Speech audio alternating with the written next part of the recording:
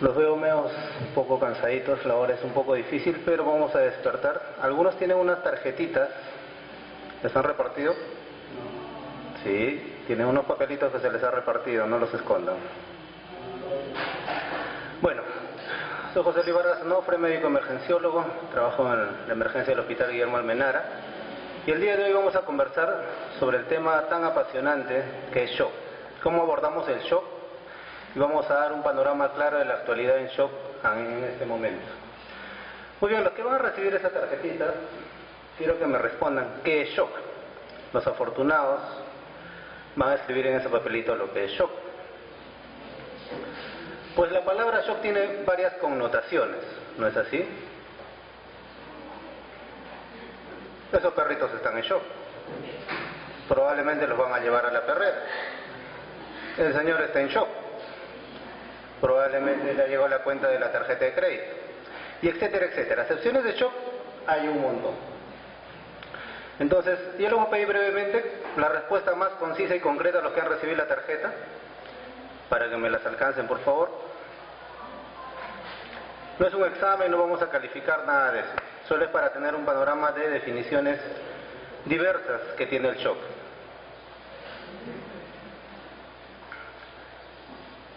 Cuando estén listos, lo alcanzan, por favor.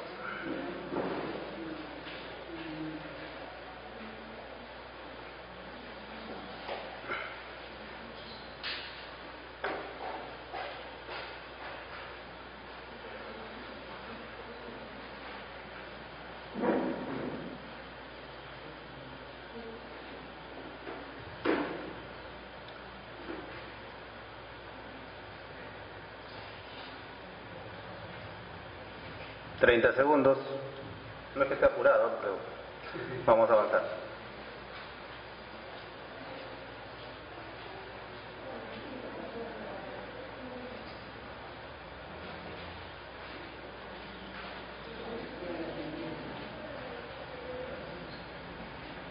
A ver, empecemos con la primera definición del público.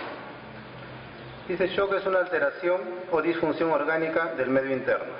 Bueno, es un estado en el que el cuerpo no recibe aporte suficiente de sangre.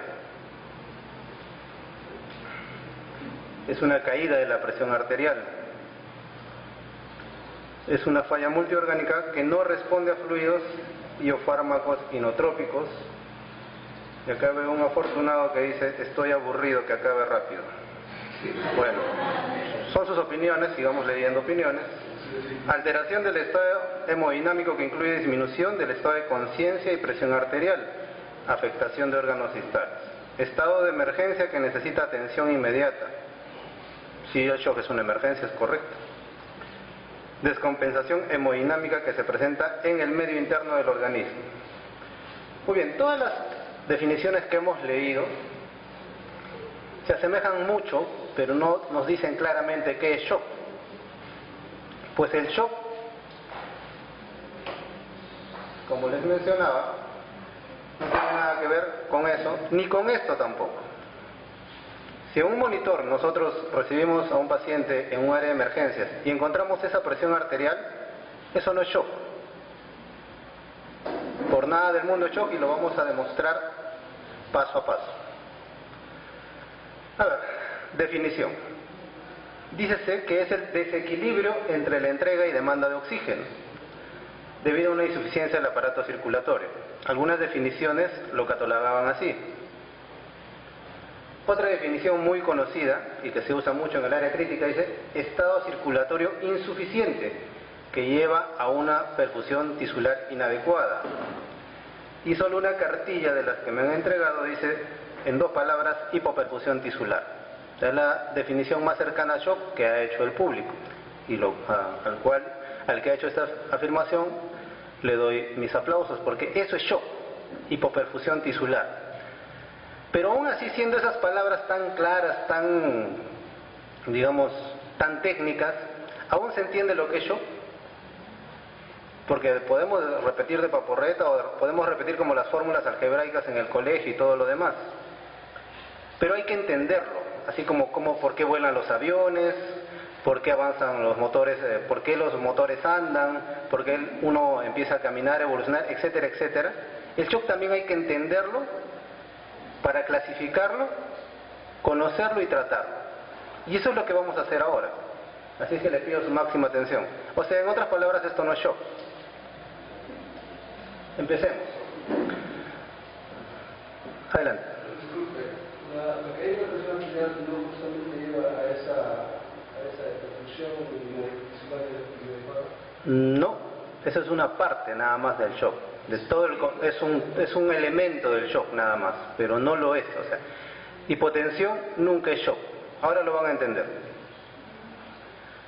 Vamos a remontarnos a los que se acuerdan de física, la termodinámica. Unos dirán, ¿qué tiene que ver la física acá? Pues va a regir mucho a todo esto. Pues dice, en sentidos prácticos, la primera ley de la termodinámica, para los que no lo recordamos, yo tampoco, implica que los organismos vivientes, todo organismo viviente, constantemente consume energía para mantenerse vivo. Hasta ahí todos de acuerdo. Pues todos, diariamente, consumimos carbohidratos, lípidos y proteínas. ¿Con qué objetivo? ¿Cuál es nuestro objetivo final de consumir todo esto? Generar ATP, adenosín trifosfato, que es energía celular. O sea, ingerir todo este tipo de alimentos nos hace que cada célula de nuestro organismo produzca ATP. Muchos hemos odiado esta tabla o esta gráfica, algunos hemos jurado, incluyéndome, que nunca más voy a estudiar el ciclo de Krebs cuando hice el pregrado. Se lo juré al profesor de bioquímica y sin embargo la vida me dio la cara contraria. Pues el ciclo de Krebs lo tenemos que recordar para toda la vida. El ciclo de Krebs consta finalmente de ¿qué? De todos los aportes de nutrientes que nosotros le damos, finalmente queremos ATP, queremos energía. Pero aparte de las proteínas, carbohidratos y lípidos, ¿qué más necesitamos? Oxígeno. Para todo el ciclo celular, el ciclo de Krebs y etcétera, etcétera, ¿qué necesitamos? Oxígeno. Es decir, para producir ATP necesitamos oxígeno que junto con los nutrientes, que es la glucosa principalmente, va a generar ATP, va a generar energía. ¿Y por qué tanto énfasis en esto? Porque la célula, cada célula de nuestra economía, cerebro, pulmón, riñón, todas las células usan oxígeno y usan nutrientes. Pero lo hacen a través de una respiración celular que se llama respiración celular aeróbica. Una parte algo aburrida ahorita, pero necesito que se concentren porque de acá viene todo el resto. Muy bien, nosotros como vemos tenemos materia orgánica, los carbohidratos, lípidos y proteínas, y tenemos al oxígeno. Dos aportes fundamentales, de los cuales va a depender la producción de energía. Además, como residuos, ¿qué vamos a dar? Agua y dióxido de carbono para que el resto del cuerpo lo elimine. Y como les mencionaba, hay que dar respiración aeróbica. ¿Por qué respiración aeróbica? Porque es la más eficiente. Con una molécula de oxígeno más una molécula de glucosa, yo produzco 36 moléculas de ATP en un ciclo. Dirán, ¿y eso qué tiene que ver? Cuando yo no le doy oxígeno a esa célula, hacemos lo que es la glucólisis anaeróbica y yo solo produzco 2 ATPs. ¿Se dan cuenta de la diferencia? De 36 a 2 es mucha la diferencia. De 36 soles a 2 soles, bastante. Que un pan te cueste 36 soles, mejor que te conviene que te cueste 2 soles. Y aparte de esto, ¿qué nos deja? El no darle oxígeno a nuestra célula. Nos deja un metabolito que es el ácido láctico, que todos lo conocemos y alguna vez lo hemos visto sobre todo en los resultados de gasometría. Por eso es importante recordar esta parte algo aburrida de la bioquímica celular, pero que nos va a hacer el panorama de acá en adelante. Es decir, nosotros usamos oxígeno y usamos cualquier metabolito, sobre todo la glucosa, para generar ATP. Cuando yo no le doy oxígeno a esa célula, miren, acá el tamaño de mi molécula ATP, que eran 36, y yo le disminuyo la concentración de oxígeno, hago las moléculas de oxígeno más pequeñas o simplemente no le doy, ¿qué va a pasar? Disminuye la producción de ATP. Y esto que algunas veces también lo recuerdan muchos, nos ha hecho la vida imposible en el pregrado, la cadena respiratoria, Pero al final, si no cumples este ciclo normal, generas radicales libres. Hasta ahí vamos bien. Es decir, la clave de lo que vamos a hablar está entre el ATP y el oxígeno. El oxígeno es uno de los pilares fundamentales para producir ATP. Muy bien. Entonces, ¿y cómo hacemos para llegar el oxígeno a la célula? Luego de haber hecho este recordaris, fácil, pues. El aparato circulatorio se encarga de eso. Por eso que teníamos que recordar el oxígeno y su importancia a nivel celular. Porque si no hay oxígeno, no hay vida. Exactamente así. Pero a raíz de toda una cadena de eventos que vamos a empezar a desarrollar. Todos conocemos el aparato circulatorio, sistema circulatorio, tiene muchas acepciones. Sin embargo, el sistema circulatorio, para nuestro interés, necesitamos 3 componentes. La bomba, el motor, que es el corazón, el que mueve la sangre, y hace que circule por un continente, es decir, ¿dónde se aloja esa sangre? En los vasos sanguíneos. ¿Y cuál es el contenido? La sangre propiamente dicha. Son 3 elementos fundamentales en los cuales se basa el transporte de oxígeno. Necesito una bomba porque necesito que me bombeen sangre, necesito que sea a través de unas cañerías que son los vasos sanguíneos, que serían el continente, y el contenido en el que viaja es la sangre.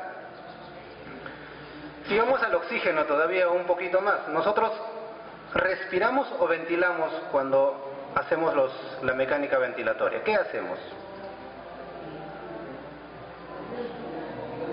A los que están de acuerdo con que respiramos, levanten la mano. Los que están de acuerdo con que ventilamos, tampoco. O sea, ni ventilamos ni respiramos. Interesante. 2 nada más, o sea, 2 personas nomás ventilan en esta sala. Todos hacemos ventilación. Inspirar y expirar es ventilar, no es respirar. La respiración celular es lo que acabamos de hablar hace poco, el ciclo de Krebs, toda la cadena respiratoria, etcétera, etcétera. Entonces, nosotros cuando inspiramos y expiramos, movemos aire, y nuestra función principal es ingresar oxígeno para que a través del ventrículo izquierdo se distribuya a toda la economía. ¿Y qué va a pasar con ese oxígeno? Viaja a través de la hemoglobina y se lo entrega a cada célula. Cada molécula de oxígeno va viajando. ¿Correcto? Hasta ahí es solo un recordaris. Nosotros entregamos moléculas de oxígeno a toda la economía celular, cerebro, pulmón, riñón, músculo, etcétera, etcétera. Y los hematíes después recogen dióxido de carbono o el dióxido de carbono viaja disuelto. Por lo tanto, necesitamos el sistema circulatorio para llevar oxígeno y entregar oxígeno. Hasta ahí sigue siendo un recordaris. Pero un recordaris que nos aclara la definición. ¿Se acuerdan que era shock? Estado circulatorio insuficiente, que no va a llevar a una perfusión tisular inadecuada. Por eso no perfunde. Algo debe pasar en todo ese circuito que acabamos de hablar, de lo que es bomba, continente y contenido, que hace que no se cumpla este requisito de entregar oxígeno y sacar CO2. Muy bien, entonces la primera definición está clara. Si el componente circulatorio falla, estamos frente a un shock. Muy bien, la segunda parte o la otra definición la vamos a desmenuzar. Ahora que ya entendemos un poquito más del oxígeno y su utilidad, ya le hemos recordado, todo lo que hace el pulmón, recoger oxígeno, entregarlo al hematíe, eso se conoce como entrega de oxígeno. Ahora la célula necesita una demanda determinada y va a consumir lo que necesita. Y esto tiene que estar en un equilibrio constante. Si la célula demanda 10 moléculas de oxígeno, obviamente se le tiene que entregar 10 moléculas. Entonces estamos en un equilibrio establecido. Y aunque no crean, cada órgano tiene su propio consumo. Por acá, por ejemplo, vemos que uno de los que más consume es el hígado, por la digestión y porque normalmente para en proceso de digestión. Consume el 24% de todo el oxígeno, 23%, perdón. El tejido muscular puede llegar a consumir hasta 27%, el riñón 20% y el cerebro consume un 21%, la quinta parte de todo lo que hay. Cada órgano entonces, tiene una demanda y un consumo que tiene que estar siempre equilibrado. Por lo tanto, el shock, ¿qué es? Es un desequilibrio entre la entrega, lo que le va a entregar el aparato circulatorio, y la demanda que puede estar incrementada. Esto es el desequilibrio del transporte de oxígeno. Mi consumo de oxígeno puede ser igual, puede seguir siendo el mismo, pero si mi transporte está fallando, ya sea por un tema de gasto cardíaco, por un tema de contenido arterial dentro de la sangre, o por un tema de presión de perfusión, simplemente hay un desbalance y eso es shock. Hasta ahorita no hemos hablado de presión arterial, por eso que les decía que no tiene que ver nada de la hipotensión con el shock. El shock simplemente es no darle el oxígeno que requiere la célula. ¿Hasta ahí alguna pregunta? ¿Quedó claro? Es necesario, como le digo, recordar estas teorías, que es la teoría de Stewart, sobre el shock que ya se demostró. Bueno, Stewart propuso esta teoría en el año 70, y sin embargo años después la ciencia y la fisiología le dan la razón. Entonces lo que pasa en el shock simplemente, como les mencionaba, es que no hay oxígeno para entregarle a la célula. Y si no hay oxígeno para entregarle a la célula no trabaja. Cada órgano en nuestra economía tiene una tolerancia a la caída del oxígeno. ¿Quiénes son los más sensibles? El cerebro, el corazón y los pulmones, que solo pueden estar 4 o 6 minutos con hipoperfusión.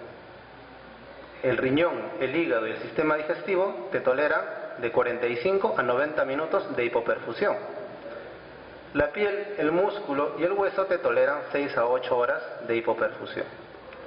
Es por eso que los mecanismos compensatorios que vamos a ver tienen que ver con este tipo de tolerancia.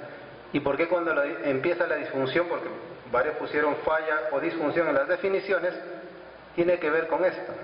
La cascada de la falla arranca desde la piel, sigue el riñón, el hígado y finalmente ataca corazón, cerebro y pulmones, y finalmente ya no se puede hacer nada, es una falla irreversible. Entonces, las fases del shock. Ya hemos hablado a nivel molecular, ya hemos hablado a nivel del oxígeno, ya entendemos que es shock, ¿correcto? Salvo hay alguna duda. Como les vuelvo a repetir, shock simplemente es no entregarle oxígeno a la célula, sea porque el sistema circulatorio tiene alguna falla en la bomba, en el continente o en el contenido, que también puede ser los hematíes. Muy bien, las fases del shock. Hay una fase del shock que se llama compensada. Es la etapa inicial, es la etapa donde se prenden las sirenas, donde se ponen en marcha una serie de mecanismos que tratan de preservar las funciones vitales. ¿De quiénes? De los que tienen poca tolerancia, sobre todo del corazón y del cerebro, a expensas de que se haya una vasoconstricción en órganos no vitales. ¿Se acuerdan los últimos? La piel, los músculos, y mire quién entra acá, el sacrificado riñón. Por eso que es una parte del monitoreo en el paciente en shock, ver el gasto urinario.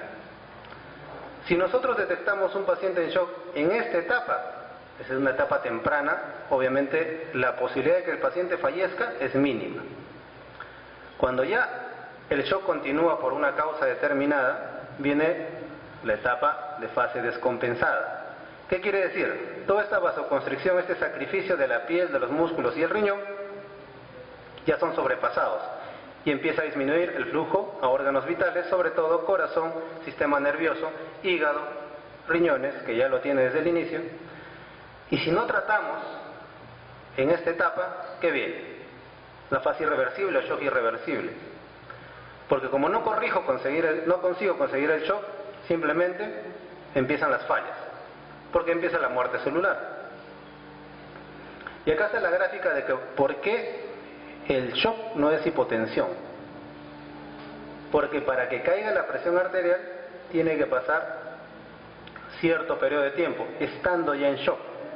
Acá ya empezó a haber una falla del sistema circulatorio, pero la presión arterial, a expensas de esos mecanismos compensadores que hablamos, a expensas de sobre todo la piel, del músculo y el riñón, la presión se mantiene normal, se mantiene todavía en una línea, y recién empieza a dar, después de una fase ya avanzada, alteraciones en sus niveles, que son la hipotensión generalmente. Esa respuesta compensadora en algunos pacientes, miren, inclusive puede dar hipertensión inicial. Por eso que hipotensión nunca es shock. Lo vamos a repetir como 10 o 20 veces, pero tiene que quedar claro. Hipotensión no es shock. Muy bien. Las fases de shock para verlo en parámetros clínicos. La fase 1, o sea, la fase de shock compensado, la presión arterial, como les decía, se mantiene. 120, por ejemplo, de presión arterial y se mantiene. Y no baja del valor de 100. O sea, es decir, si yo encontré a un paciente entre la fase de shock 1 y 2, lo voy a encontrar con la presión aparentemente normal.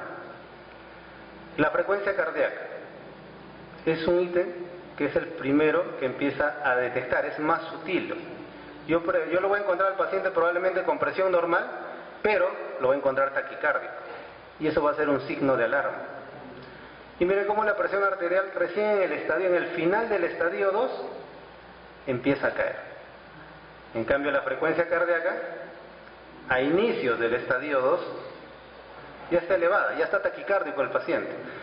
Y ese es el típico paciente que a veces llega, le encontramos presión normal, le tomamos la presión en las áreas de shock trauma o en las áreas de triaje y dicen, está normal, pero está taquicárdico. No, pero está normal, debe estar con dolor.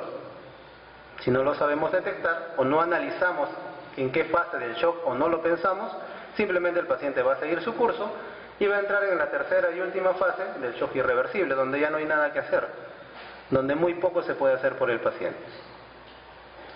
Miren el valor del lactato, ¿se acuerdan? La respiración anaeróbica me produce solo 2 moléculas de ATP. Por último, ¿qué me genera? Lactato. Y por último, ¿y de qué me sirve? Que yo lo puedo medir. Muchas veces el lactato ya está empezando a elevar en las fases del final del estadio 1, inicios del estadio 2. O sea, también es un elemento valioso para medirlo. El lactato me habla de la perfusión tisular en sí. ¿Quieren detectar si el paciente está perfundido o no? Dosen lactato. Miren el lactato. Probablemente la presión arterial esté normal, probablemente esté 160, 170, pero el lactato ya va a estar elevando. ¿Por qué? Porque el paciente ya está haciendo respiración celular anaerobia. Muy bien, ¿alguna pregunta hasta ahí? ¿Se quedó claro las fases del shock?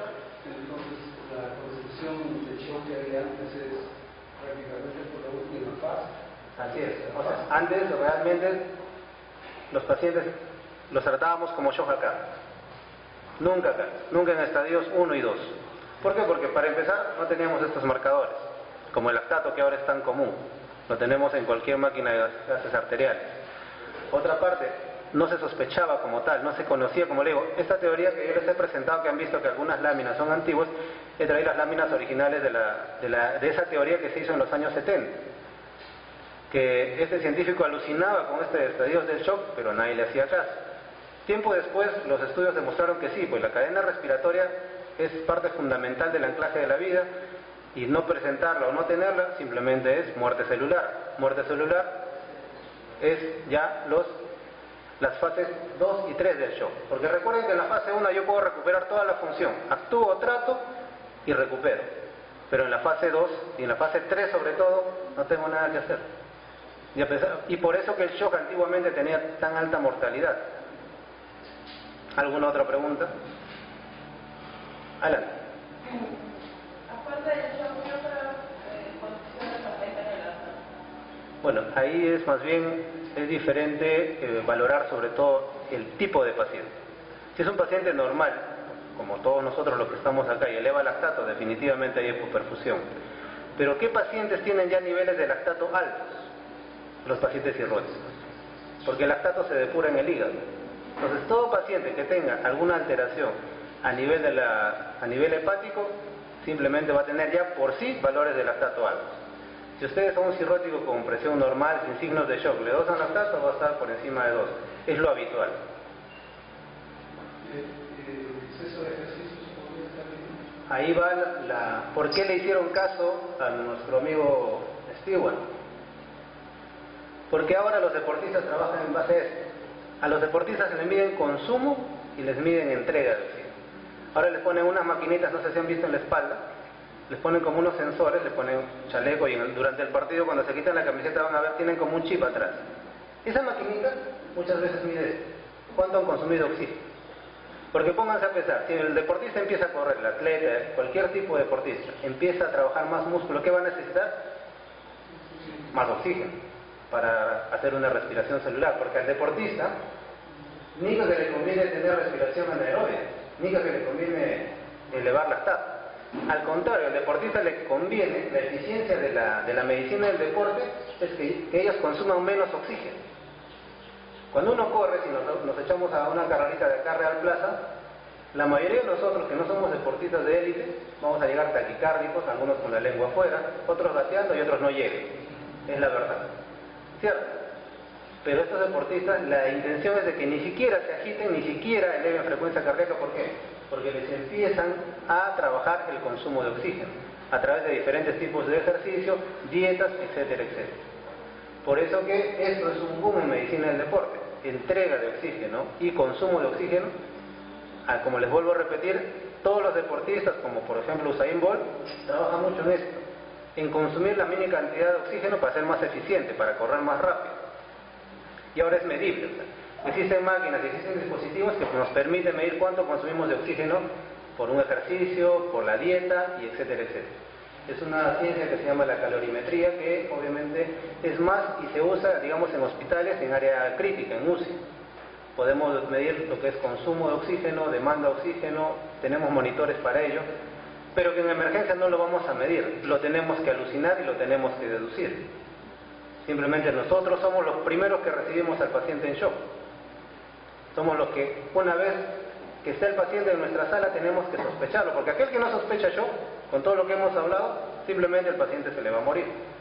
Más adelante va a decir, sí estaba chocado. O no, recién ha empezado el shock, cuando ya conocemos todos cómo es la fisiopatología del shock. Muy bien, ¿alguna otra pregunta? Para seguir avanzando. Muy bien, entonces ahora que ya sabemos que el shock es hipoperfusión tisular, es falta el desequilibrio entre la entrega de oxígeno y el consumo, vamos a clasificar al shock. Va a resultar facilísimo. ¿Por qué? Sabemos de memoria que los shocks son hipovolémico, distributivo, cardiogénico y obstructivo. Todos lo sabemos de memoria. Inclusive, la palabra shock tiene la clasificación en el nombre, porque la S es de shock. Si hacemos el acróstico, la H es de hipovolémico, la O de qué será? De obstructivo, la C cardiogénico, y la K, que es consumo, viene del shock distributivo. Bueno, el acróstico no es tan perfecto tampoco, así que tampoco se piden al 100%, pero cuando hablamos de shock, tenemos que el nombre del shock y su clasificación están ahí, escritos delante de nosotros. Lo vuelvo a repetir, la S de shock, la H de hipovolémico, la O de obstructivo, la C de cardiogénico y la K para lo que se puede de distributivo. De kiosco, que ya me acordé de la palabra, es kiosco lo que se dice, o distributivo, distribución. Muy bien, entonces, pero entender por qué lo clasifican así, tenemos que regresar a bomba, continente y contenido. Si yo pierdo el contenido que tengo en el aparato circulatorio, ¿qué tipo de shock será? Hipovolémico, porque estoy perdiendo volumen, estoy perdiendo lo que llevo dentro del aparato circulatorio. Si yo altero mi continente, es decir, mis vasos sanguíneos que tienen un diámetro establecido, yo los hago más grandes, más anchos, ¿qué va a pasar? Es falla en el continente, y eso es un shock distributivo. No he perdido volumen, solo lo único que he hecho es aumentar el tamaño de los vasos sanguíneos, el diámetro. Y si ustedes, como le digo, ¿cuánto de agua entra en una manguera? En una manguera de 1 metro, muy poquito. Pero si esa manguera la vuelvo globo, va a entrar mucho más. Es lo mismo, el vaso sanguíneo lo único que hace es dilatarse por alguna causa, generalmente la sepsis, y eso hace que se connote o se clasifique como shock distributivo.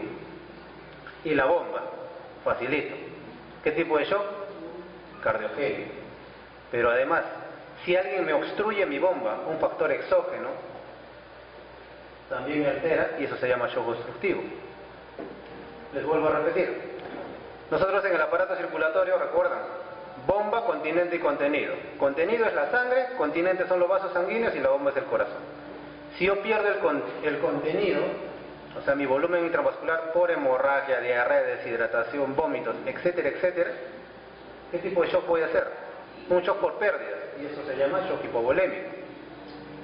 Si afecto mi continente, si mis vasos que tenían un diámetro de 1 los vuelvo diámetro de 3, va a entrar más sangre en ese vaso, y eso se llama como shock distributivo. Y cuando me afecta mi bomba, la primera causa es el shock cardiogénico, y si alguien obstruye a mi bomba como un taponamiento cardíaco, un tromboembolismo pulmonar, se llama shock obstructivo. Muy bien, acá la gráfica está más clara. En el shock distributivo, lo que les mencionaba, el calibre de mis mangueras aumenta, por lo tanto va a entrar más sangre, se va a dilatar, o la capacitancia o la capacidad de sangre de mis vasos ha aumentado hasta el doble, y mi corazón tiene que bombear para mantener la misma velocidad, es decir, más trabajo cardíaco. En el shock hipovolémico fácil, yo pierdo todo el contenido que hay ahí. En el cardiogénico, por algún infarto, por alguna valvulopatía, mi corazón no puede contraerse bien, eso genera un shock cardiogénico. El continente y el contenido está bien, pero la bomba no puede trabajar. O si a esa bomba yo le pongo un factor externo, alguien que lo agarre y no lo deje bombear, eso se llama shock obstructivo. Entonces, algunas causas de shock. El shock hipovolémico, la mayor causa, las hemorragias. La otra causa son las pérdidas gastrointestinales, sobre todo las diarreas. Los golpes de calor, los síndromes de pérdida capilar. En verano, cuando la temperatura máxima que aguantamos o soportamos normalmente fisiológicamente es 30 grados. Por encima de los 30 grados nos vamos a deshidratar peor que si tuviéramos una diarrea de 10 por hora. Porque las pérdidas para compensar la temperatura van a ser altísimas. Entonces, ¿qué tipo de shock es? ¿De dónde estoy sacando ese líquido? Del aparato circulatorio. Por lo tanto, es un shock hipovolémico. El shock distributivo. La enfermedad más famosa de esta es la sepsis. Le sigue la anafilaxia. Las reacciones alérgicas te generan una dilatación de vasos sanguíneos que se traduce clínicamente en ¿qué? Los labios se hinchan, los ojos se hinchan, y todo eso que ven en la cara del paciente pasa en el organismo. Por lo tanto, la presión cae, porque el corazón no tiene mucho líquido que bombear. Y hay una mala distribución del flujo de sangre, sobre todo cuando es por fármacos. Las lesiones del sistema nervioso central, como perdemos el tono de los vasos sanguíneos por una lesión, un trauma, un tejo, un shock medular, hace que los vasos sanguíneos pierdan el tono y simplemente se dilatan. Y si el calibre de la manguera aumenta, es como perder simplemente sangre, no le puedo entregar sangre al corazón para que bombee. El cardiogénico, ¿quién creen que es la vedette del cardiogénico? El infarto de miocardio, la cirugía cardíaca, la falla cardíaca y también los fármacos. En el shock obstructivo, taponamiento cardíaco, la embolia pulmonar y el neumotórax de tensión. Es decir, el shock es una enfermedad. Vuelvo a pasar papelito.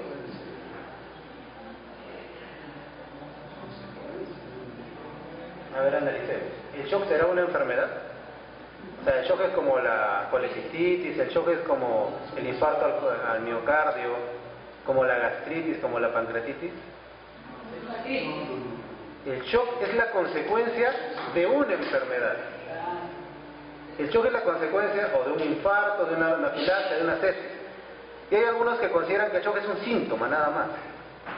O un síndrome clínico, que sería lo más coherente. Después de todo lo que hemos hablado y razonado y recordado, el shock no es una enfermedad, es un síndrome.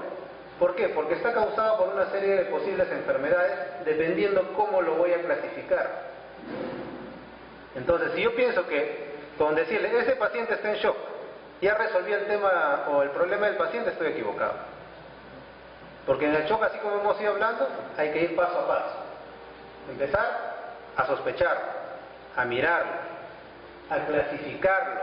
Y después de clasificarlo, recién puedo decir, ya, este shock puede ser por la hemorragia o al revés. Si está con hemorragia, obviamente voy a tener un shock hipovolémico. ¿Correcto? El shock no es una enfermedad. Es decir, en la historia clínica de un paciente no puede ir diagnóstico, shock, nada más. Tiene que tener el nombre, como se dice, el apellido, que sería el tipo de shock, y la entidad nosológica que lo ha causado. ¿Cuál de todas estas? Obviamente este es un resumen, hay más entidades que causan shock. Entonces el shock es un síndrome nada más que les está diciendo que hay algo más de por medio, o que hay una causa final. Entonces, estos son los 4 grupos de shock mundialmente conocidos, estandarizados, nadie los discute hasta ahora. En 2016 la clasificación sigue intacta. Lo que cambia, ¿saben qué cambia? Como todo cambia, y eso a veces da cólera porque es fácil. Está con una hemorragia digestiva, shock hipovolémico. Está con una infección urinaria, se ha chocado, es un shock sepsis. Está con un infarto, shock cardiogénico. ¿Saben qué es lo que cambia? Que hay shocks mixtos. Tiene de hipovolémico, tiene de distributivo. O tiene de hipovolémico y ya también tiene de cardiogénico. O tiene de cardiogénico y tiene de distributivo. La combinación. Que el paciente puede tener 2 tipos de shock. Entonces, como les vuelvo a decir, la tarea puede ser todavía fácil. Tiene una hemorragia, le está haciendo un shock hipovolémico. Pero si yo no detecté esa hemorragia a tiempo, de repente, producto de esa hemorragia y esa caída de la hemoglobina, el paciente ya se infartó y ya está haciendo un shock cardiogénico. O sea, yo le paso volumen, le paso sangre y no responde. ¿Por qué? Porque la bomba también ya falló. Porque llegué tarde, porque probablemente llegué en la fase 2 o en el final de la fase 2, o de repente yo lo encontré en fase 3. Y se puede dar que en la fase 3, obviamente, los shocks son combinados, porque hay cardiogénico, hay distributivo y puede haber hasta hipovolémico. Porque todo está en falla, cerebro, pulmón, hígado, riñón. Entonces, vamos a ver cómo salir de este apuro más adelante. Las manifestaciones clínicas, lo que vamos a ver en el paciente en shock, obviamente, dígame. Es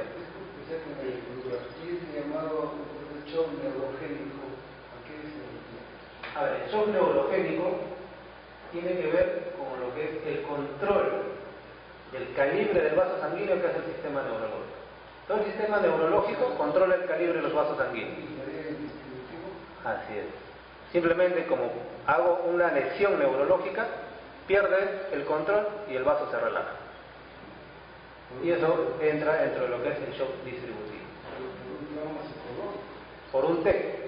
Los shocks más comunes, los shocks neurogénicos, son los shocks medulares. Traumatismo de vértebra medular, el paciente herido de bala o el que se cayó y se traumatizó la columna, se fracturó una vértebra, a las pocas horas entra en shock. La causa, obviamente, es el shock distributivo. Eso ya precedentes, pero en el caso, por ejemplo, que se ve que los impactos emocionales. También, pero es muy raro que te haga un shock que avance a todas las fases, porque la emoción es transitoria y es controlable. Pero el daño real es en traumatismos, sobre todo TEC y traumatismo medular. Vamos a avanzar. Entonces, ¿por qué les decía que el shock es un síndrome de acontecimientos? Porque me puede tener el paciente solo taquimia. Solo taquimia. Puede tener taquicardia, por lo que ya vimos, que es el síntoma más común. Y la manifestación más común es taquicardia. Tú lo pones en un monitor al paciente y te da 120, 130 de frecuencia. Aparentemente presión normal. Entonces, tú dices, este paciente, si tú no lo sospechas, si no le haces la historia, si no dices, a ver qué pasó, por qué vino, por qué viene emergencia, porque debe tener alguna causa, la mayoría, salvo un 1% de pacientes, el 1% de pacientes, mejor dicho, visita la emergencia porque le da la gana. Pero el resto tienen alguna causa o una razón de ser. Algo han sentido que ha hecho que los lleve al servicio de emergencia. Puede estar normotenso y finalmente hipotenso. El llene capilar está enlentecido, porque obviamente es una falla circulatoria. La piel está fría. El paciente camina, entra solo a shock trauma. Si no lo sospecho, solo lo veo taquicárdico y con la piel fría. Te dice, no estoy orinando. Desde ayer que no orino. Empecé con diarreas hace 3 días y desde ayer ya no orino. Vaya señor, vaya, tómese su antibiótico y regrese por consultorio. Acidosis láctica, que es el parámetro que usamos más frecuentemente ahora en los servicios de emergencia porque dosamos lactato. Entonces, ese paciente que aparentemente te viene solo taquicárdico y todo el resto de las funciones normales, de repente tiene 4 de lactato, 5 de lactato. ¿Qué hay que hacer con ese paciente? Echarlo en una camilla y empezarlo a manejar, y empezar a razonar y buscar todas las posibles causas de shock, y dentro de los cuales tenemos que clasificar el déficit de base aumentados, que también lo vemos en la gasometría, y la alteración del estado mental, que como vemos es la última etapa, pues se encuentra en los estadios de shock en la fase 2 o 3. Pero son esos síntomas inespecíficos. Yo puedo venir por una taquicardia porque he corrido, puedo respirar rápido porque, como dicen, tengo un trauma psicológico, acabo de robar a alguien, entonces estoy respirando rápido. Entonces el shock tiene una causa y hay que buscar la causa, y es la única manera de sospechar shock. ¿Y cómo busco la causa? Ahora lo vamos a ver con la valoración inicial. ¿Qué es la primera parte de valorar a un paciente? Hablar con él. La anamnesis específica. ¿Por qué viene emergencia? No interesa si el paciente tiene desde hace un año el dolor en el hombro, desde hace 3 años tiene el tema del uñero, etcétera, etcétera. Eso no es anamnesis específica. ¿Por qué viene emergencia? ¿Viene por diarrea? ¿Viene por sangrado? ¿Viene porque hace una semana está con fiebre y síntomas urinarios? El 50% del diagnóstico del shock está en la anamnesis, en solo saber por qué viene el paciente. Conversar con él nos da el 50% del diagnóstico. Le hago el control de funciones vitales. Como recordemos, puedo encontrar síntomas inespecíficos. Pero si los síntomas inespecíficos yo lo asocio a mi anamnesis precisa, ya tengo un 75%. Casi el diagnóstico hecho. Y de ahí tengo que ir a mi evaluación ordenada, que es en todos los servicios de urgencia, que imagino ya lo han visto en estos 2 días, el popular A, B, C, D, E, de la valoración inicial en todos los servicios de emergencia. Es A, ver su vía aérea, si está permeable, no está permeable, ver cómo respira, cómo está ventilando, su circulación, cómo está su presión arterial, cómo está su llene capilar, cómo están sus manos, cómo está su piel, está fría, no está fría, o tiene algún estigma de sangrado.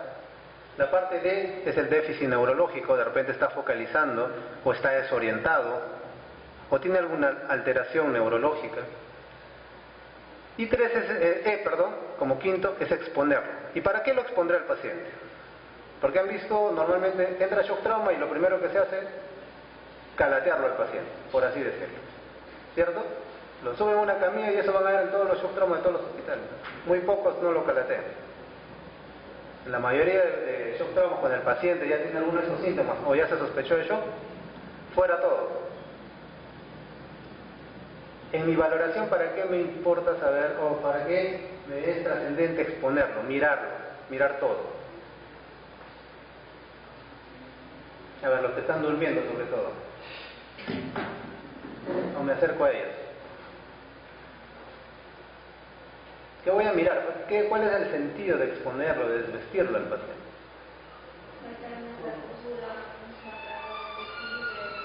Puede haber sangrado, puede haber lesiones en piel, puede haber una escara que esté infectada, pueden haber petequias, puede haber una lesión, un absceso de glúteo o un absceso en una región que el paciente no conoce. El paciente solo viene por fiebre, y alguna vez nos ha pasado, viene por fiebre, le pone para la fiebre y nadie le revisa la espalda. El paciente llega a los 3 días, vino 3 días seguidos, fiebre, faringitis, la clásica, ¿no? No le encuentro nada, es faringitis. El día que llega chocado, porque ya llega chocado con fiebre de 40, lo exponen y le ven la espalda, tiene una mordedura de araña, con un absceso gigante ahí. ¿Qué paciente no se da cuenta? No lo sentía, era diabetes. Entonces, exponerlo hace que yo termine mi evaluación, y eso es parte de la valoración inicial. No es como en áreas de hospitalización, medicina o piso, que yo lo expongo para revisarle el lunar, para verle cómo está, a ver las verruguitas que tiene. No es esa mi función. Mi función es ver cómo está el color de la piel en todo el resto del cuerpo, si tiene alguna lesión, un trauma, una hemorragia, etcétera, etcétera. Muy bien, entonces, con esa valoración inicial vamos a ir a resolver este caso. ¿Hay algún voluntario?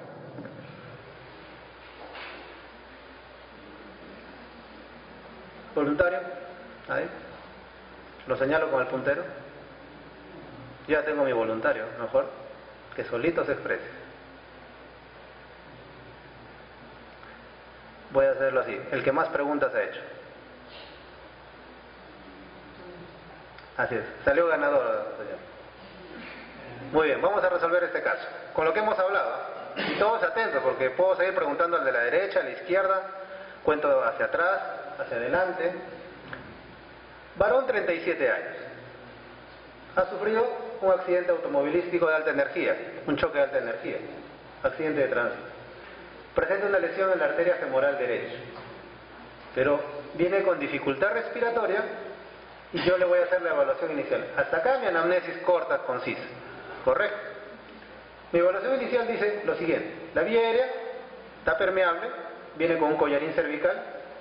La ventilación, ojo, está asimétrica. El emitórax izquierdo está bombado. Su frecuencia respiratoria es 46 y satura 87. Ok. Circulación, sangrado activo, con compresión externa, mal perfundido. Miren la presión, 78-46, y miren esa frecuencia cardíaca, 140 por minuto. Veo la parte neurológica, los desórdenes neurológicos, moviliza las 4 extremidades, pupilas isocóricas reactivas, y cuando les pongo veo múltiples signos de trauma. La pregunta es, ¿qué tipo de shock sospecha en el paciente?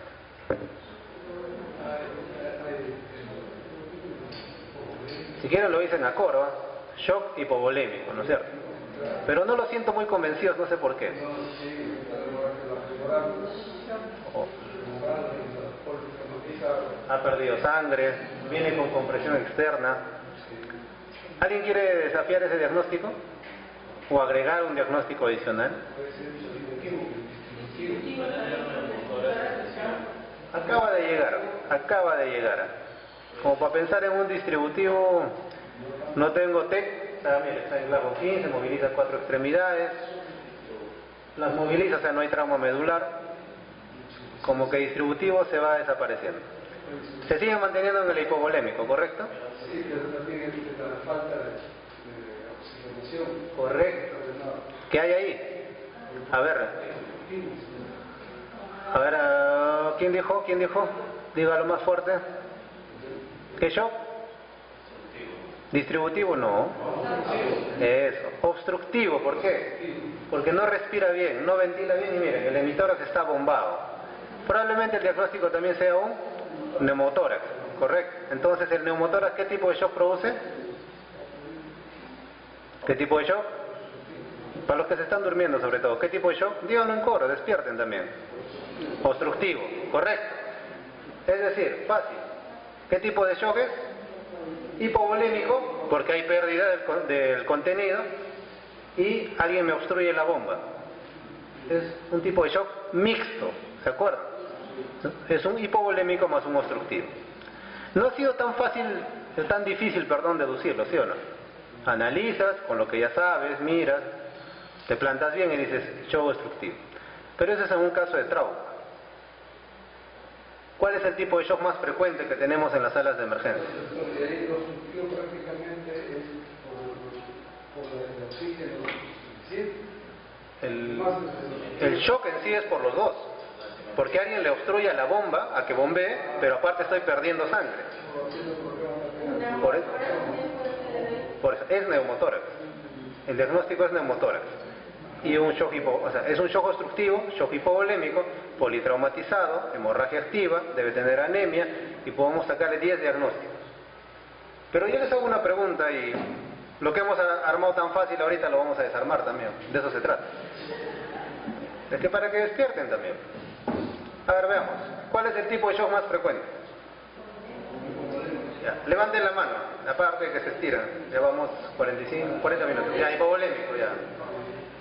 Los que dicen distributivo. ¿Aló? Nadie vota por distributivo.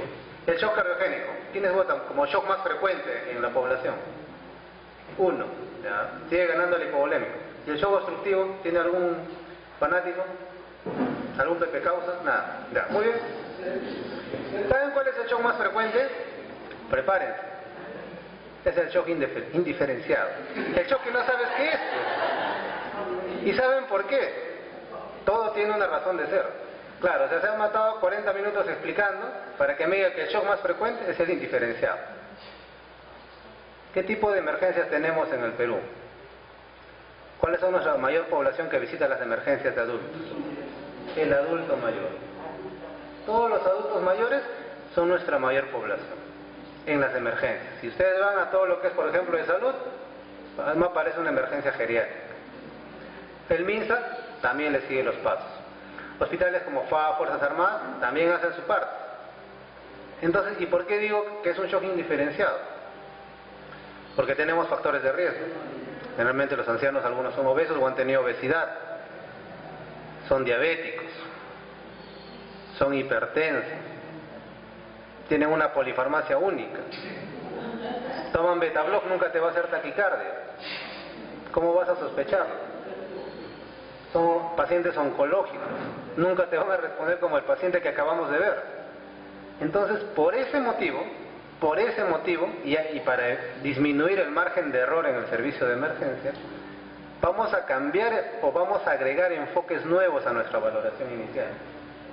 Como les decía, con esta valoración inicial me puedo quedar en shock indiferenciado. Así de sencillo. No le encuentro la causa. Paciente hipertenso, que para el hipertenso su presión normal es 14,9 y viene con 12,8. De repente está en shock, pero yo digo que no es shock. Toma Betabloc, nunca te hace taquicardia, respira normal. Es diabético y no le duele nada, como para sospechar un absceso, una colecistitis, una pancreatitis. Caray, qué difícil, ¿no? Caso 2. Mujer de 80 años, viene con dolor lumbar izquierdo y fiebre. Evaluación inicial, fiebre está permeable, su fonación está conservada, no hay trauma cervical. Ventilatoriamente, simétricas, respira 28 por minuto, satura 93%. Circulatoriamente, hay una piel fría, es fría, el llene capilar distal está 3 segundos, discretamente aumentado. Miren esto, presión arterial aparentemente normotensa, 108/65. La cardíaca está en 112. Desorden neurológico, hay un sopor superficial, tiene tendencia al sueño, pero moviliza 4 extremidades. El examen, la exposición no me muestra alteraciones. Obvio, le ingreso a shock trauma porque estoy pensando que esta señora, que tiene 80 años y que no he dicho sus antecedentes porque puede ser cualquiera de los que hemos mencionado, la pregunta es, ¿qué tipo de shock tiene? ¿O no está en shock? Distributivo, dice. O sea, sigue siendo fácil determinar el tipo de shock, ¿no? O sea, por las puras han creado el término shock indiferenciado. Por las puras me han matado leyendo shock indiferenciado. Señores, vamos a agregar a nuestra valoración inicial 2 herramientas que es, como se dice, la modernidad actual en los servicios de urgencia. La ultrasonografía y lo que ya todos tenemos, pero que ahora es obligatorio hacerlo en un área de shock trauma o una emergencia médica, la gasometría arterial. ¿Correcto? Entonces, luego mi valoración inicial aparentemente es un shock distributivo, ¿sí o no? Ahí lo vamos a dejar. Esa incógnita queda, en este caso, aún sin resolver. ¿Por qué agrego esta herramienta? Porque antes la ultrasonografía era, o la ecografía, mejor dicho, era específico de los ecografistas. Muchos lo saben, muchos lo han visto. En los servicios hospitalarios, ¿quién hace ecografía? Solo el ecografista. Fue toda una pelea que duró más allá de 10 años, quitarles el ecógrafo a los radiólogos y llevarlos a la sala de shock trauma. Ahora ya muchas salas de shock trauma tienen un ecógrafo portátil, no uno grande, una máquina gigantesca, sino una máquina portátil que nos sirve para hacer la ecografía que yo quiero. Y en un shock, ¿qué creen que quiero mirar? En la ecografía, ¿qué quiero mirar? ¿Para qué me serviría mirar la ecografía?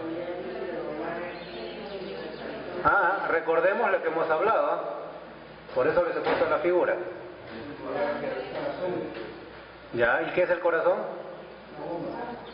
Porque quiero ver la bomba, quiero ver el contenido y quiero ver el continente. Por eso le hago ecografía.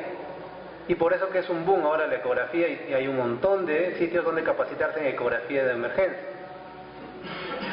Porque yo puedo ver el corazón en una sola puesta con el ecógrafo y veo si contrae bien, puedo ver la parte del riñón, si hay cerca líquido libre, puedo ver muchas cosas. Por ejemplo, acá veo un derrame pericárdico.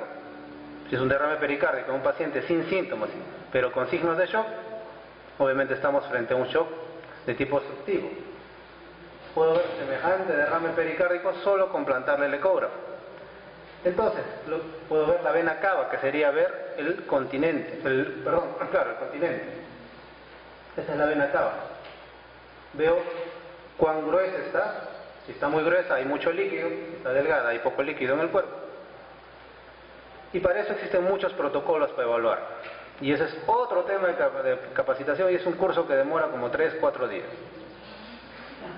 Se los digo así cortito, porque también tienen que interesarse. Todo aquel que trabaja en urgencias tiene que interesarse por la ecografía en el paciente, sobre todo, no solo en shock, la ecografía te sirve para muchas cosas. Pero hicieron este protocolo, que está en inglés, que son las siglas de rápida ultrasonografía en shock, o sea, la ultrasonografía rápida en el paciente en shock. ¿Y qué me miran? La bomba, cambian el contenido por el tanque, así lo dicen, y las tuberías. Ustedes dirán, ¿qué hacen? Miran al corazón, que es la bomba, a través de varias aproximaciones, miran el tanque. ¿Qué quieren decir con el tanque? ¿Qué miran? Miran la caja torácica y miran la cavidad abdominal, para ver si hay líquido libre, si había algún traumatismo, etcétera, etcétera. Se miran, como le digo, la bomba, el tanque y las pipas o las cañerías. Miran a la aorta y a la vena cava. Entonces, con esa aproximación, con esa herramienta, yo puedo ser más preciso con mi paciente. ¿Por qué? En la bomba, ¿qué puedo ver? Si el corazón contrae bien, las cámaras están pequeñas, el corazón es muy hipercontráctil o simplemente no contrae. Por ejemplo, en cardiogénico, corazón hipocontráctil, cámaras cardíacas dilatadas. Por ejemplo, quiero ver cómo está el tanque en el shock cardiogénico. La vena cava está dilatada, está grande. ¿Por qué? Porque no hay buena circulación. ¿Y cómo están las pipas? Están normales. En el obstructivo, de todo esto trata el curso de RASH, de hacer ecografía en emergencia, de dedicarse, uno, a saber de qué miramos y dos, a aprender a hacerlo. Así es que si ven un curso de ecografía en emergencia, shock en emergencia, acérquense, matricúlense y le van a sacar provecho porque le saca de muchos apuros. Retomemos nuestro caso. Caso 2, recuerda, todos dijeron que era un shock distributivo. La vida te da sorpresas porque si fuese solo distributivo, no hubiera hecho la ecografía. ¿Pero qué me dice la ecografía? El corazón está hipercontráctil, o sea, está normal, las cavidades están pequeñas por falta de líquido y la cava prácticamente está colapsada. Es decir, le falta volumen. ¿Qué tipo de shock tiene? Un shock séptico, correcto, pero también tiene shock hipovolémico. Entonces, esto es la modernidad en el abordaje del shock. O sea, hablar de shock actualmente es hablar de ecografía. Y si en un servicio de urgencias en salas de shock trauma no se hace ecografía, no puedo llegar a esclarecer casos como el de la señora. Yo le daría antibiótico, le pondría un poco de líquido y nada más. Pero me aclara el panorama. Póngase que acá también en la ecografía yo encuentro un corazón hipodinámico, ya no contrae, que se está infartando. Sería un shock séptico, hipovolémico y encima cardiogénico. Es decir, la ecografía me aclara todo el panorama que tiene el paciente. Y el hipovológico dice por qué es la exagerada. Así es. En el caso de la señora, si retomamos el caso, probablemente esta señora no está comiendo, no está ingiriendo líquidos, se está deshidratando y encima de eso tiene una infección, porque recuerden que las infecciones demoran días en que empujen al paciente al servicio de emergencia. Ya se me va a pasar y nunca se les pasa. Muy bien, un casito más para que se convenzan de que la ecografía es demasiado importante. Caso 3.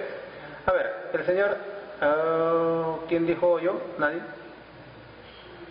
No, tan aburrido. Está bien. Hombre de 72 años, varón. Viene por disnea a la sala de emergencia de 12 horas de evolución. Solo por disnea, nada más. Vía aérea permeable, pero no logra frases completas por la disnea. La ventilación es simétrica, pero la frecuencia respiratoria está en 38 y satura 90%. La piel, ¿cómo está? Fría, con un llene capilar en 3 segundos, la presión es límite 90-60 y la frecuencia cardíaca 36. No hay déficit focal, no hay déficit neurológico, pero sí está algo soporoso y disneico. Y cuando yo le hago la ecografía, ¿qué veo? Que el corazón prácticamente no contrae, que hay un poco de congestión pulmonar y que la vena cava está bien rechoncha, o sea, hay bastante líquido. ¿Qué tipo de shock es?